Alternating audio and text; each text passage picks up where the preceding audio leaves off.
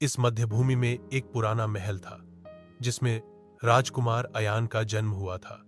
अयान बचपन से ही बहुत जिज्ञासु, बुद्धिमान और करुणामय था, मगर उसकी जिंदगी आसान नहीं थी। भाग 1, खोई हुई पहचान। जब अयान सिर्फ 5 साल का था, एक रहस्यमय तूफान आया जिसने उसके महल को नष्ट कर दिया। उसके माता पिता उस दिन के बाद कभी नहीं दिखे। उसे एक साधु ने बचाया और जंगल में ले जाकर पाला। अयान को यह नहीं पता था कि वह एक राजकुमार है। उसे सिर्फ इतना मालूम था कि उसका कोई बड़ा उद्देश्य है।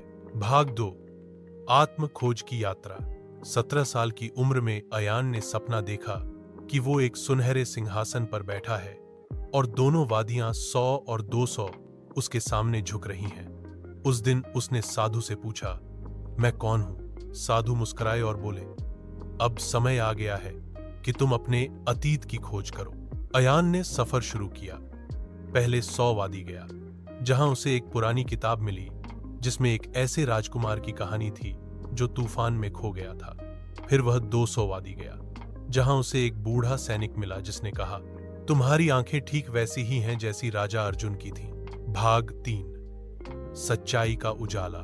जैसे जैसे अयान अपने सवालों के करीब आता गया, उसे पता चला कि उसका असली नाम राजकुमार अयान अर्जुन सिंह था, मध्यभूमि का उत्तराधिकारी।